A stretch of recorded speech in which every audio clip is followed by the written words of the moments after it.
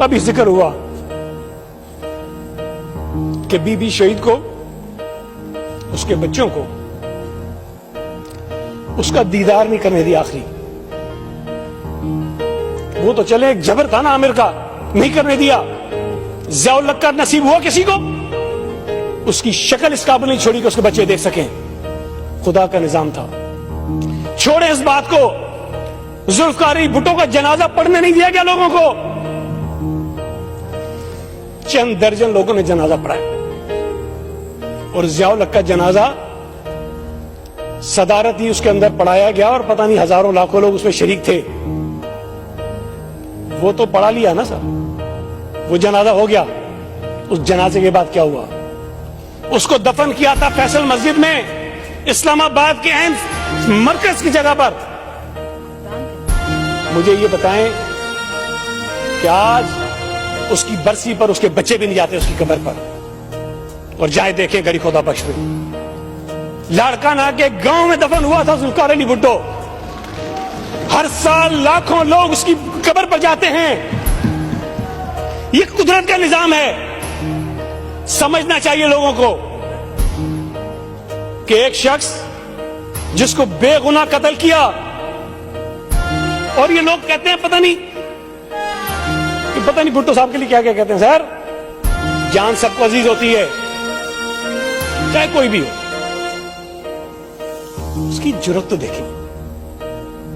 اس کو کہا گیا کہ ضیاء کے نام پر معافی نامہ لکھو کہ تمہیں معافی مل جائے گی. سر، میں نہیں کہتا ہوں. سعید مہدی ڈپٹی کمشنر تھا، پیپلز پارٹی سے کوئی تعلق نہیں ہے اس کا.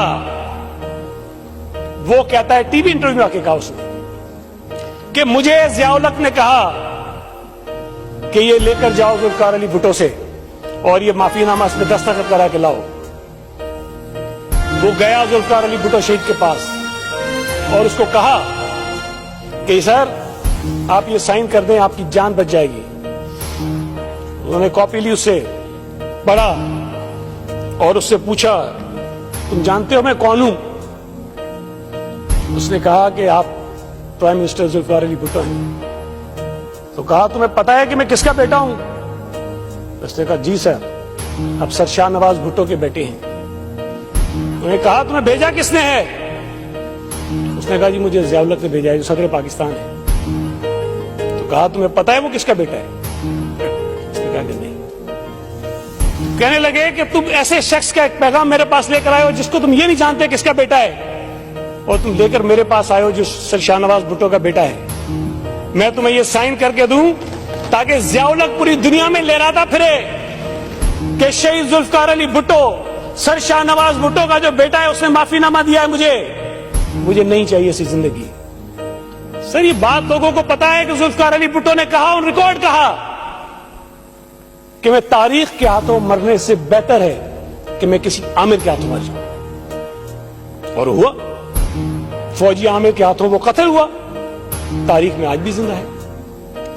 یہ ہمت، یہ سیاسی سوجھ بوجھ، یہ ویژن بہت کم لوگوں میں ہوتا ہے. لوگ جب موت کی کال کوٹری میں ہوتے ہیں، روتے ہیں، آئیں بھرتے ہیں.